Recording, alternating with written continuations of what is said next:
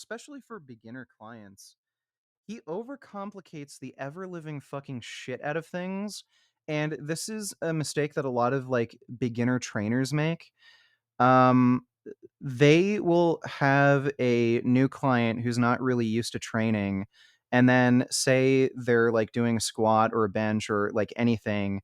They may be making like 10 different mistakes. You don't want to correct 10 fucking mistakes all at once.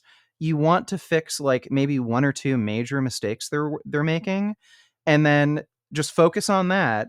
And then if they keep making those other minor mistakes, like just slowly correct that over time. If you overload somebody with like 20 different fucking corrections in a single session, like they won't really be able to understand that and like apply it well. And as people train, like your brain and nervous system often figure out the most efficient way to move a weight, so you often don't even need to give a lot of these more minor corrections. Uncle John, Jesus Christ. If anything, it's Daddy Johnny, Papa John. Papa. Examples before on my easy tips. Back to the basics, right? Feet on the ground. We're gonna kick these bad boys up while we're going back to the bench here and then here. While we're back. Oh, hey, look. Can see his little acorn poking up. Huh. He doesn't like to tuck it to the side. It seems like he's you know, always has it straight on. I don't know how he does that. It's pretty uncomfortable. While we're back here, now we're gonna reset our position by just getting our feet planted. Again, same idea as if we're in an incline. Yeah, so again, if you're ever using an incline setup, make sure the bench seat is at the highest incline. If it's not at the highest incline, you can always slide down. You want the seat to basically be about perpendicular with the bench. Smith machine, plant your feet, glutes engaged, core engaged, tiny arch, shoulders back and away from your ears. And now we're gonna press this thing up first. We're gonna do a press. Stop making me so fucking horny. I don't know if I can help it, dude. I just have that effect on people. Thanks for the donation, Mondo. First, right? And from here, we're gonna let this thing open up. And then while it's open, we're gonna bend those elbows a bit to stay under the weight as much as we can. And from here, massive stretch from here, and we're gonna press this thing to the ceiling. I want you to think about pressing this. I want you guys to think about this approach when we're doing dumbbell flies. And it's the same when it comes to like, pec deck or cables. I want you guys to stop thinking about just coming like this and then getting it closed in and hugging it. It's still a pressing movement, right? So I'm gonna give you guys an example. My hands are open. I'm doing this so you can see the dumbbell. Say this is a dumbbell. I'm trying to hold the weight here. From here, I'm opening. I'm trying to keep my weight under. And when I get to here, I'm going to press. I'm pressing still and in. I'm not doing. Yeah, sure. Feet are planted.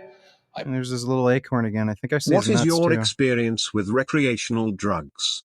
I look forward on the weekend to doing a little meth and some pills. I feel guilty but am not addicted and work a full-time job. Is it unethical to do them? Does it cause harm indirectly, and are drugs vegan?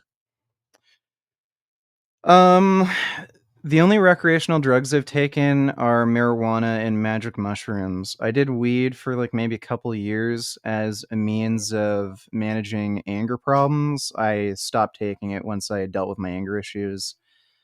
Every so often I've done mushrooms. The last mushroom trip I did was fucking insane. Uh, I, I found a really good dispensary, and they were selling white penis envy mushrooms, which apparently are the most potent mushrooms you can get. I took 7 grams, and I completely and utterly like lost my mind. Went to a different fucking planet. Initially, I got a lot of weird visuals where I was seeing like a lot of geometric shapes. I ended up seeing completely black, and then I could see my own face, and my face turned into a woman's face. And then I was seeing female faces come towards me in this void, and I started having like lesbian makeout sessions with these female faces, and I had a nonstop 30-minute orgasm. It was fucking insane. And I was moaning like fucking crazy. The dogs were actually worried about me. And then like I told Jasmine there was like the second that I had like some clarity. And then I said, I can't stop coming. And then she said, yeah, we'll have fun with that. And then she just shut the door on me and left because she couldn't handle the moaning. And it's not unethical to do drugs. If you want to do that, you can. For dumbbell flies, what degree is best for the bench?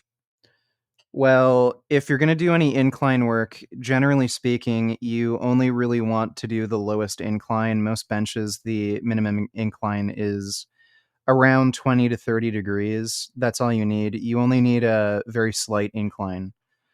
So if you're doing incline work, yeah, only use a slight incline of about 20, 30 degrees. That's usually the first notch on any adjustable bench.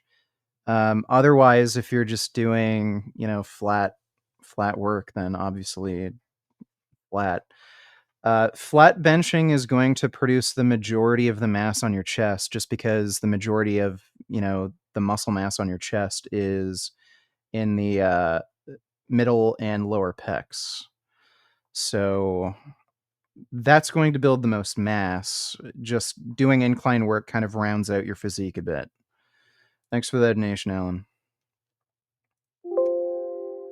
Press the weight up, adjust myself, get myself aligned, and then I'm gonna open this weight up, bending the elbows, staying underneath, and from here I'm pressing to the ceiling and squeezing. And I'm squeezing myself back to the bench. I'm pushing myself into the bench to squeeze my chest more. Because at this point here, guys, there's nothing really happening. I can hold this weight here all day long and my chest is not getting absolutely anything working at all. But I want to keep this as my range of where I'm going to finish and start. Because if I open up to here, there's a little bit of work going on. So I want to really work that bottom range of this from here and then pressing. And then here and floating it, right? Float. And float. And squeeze that chest as hard as you can.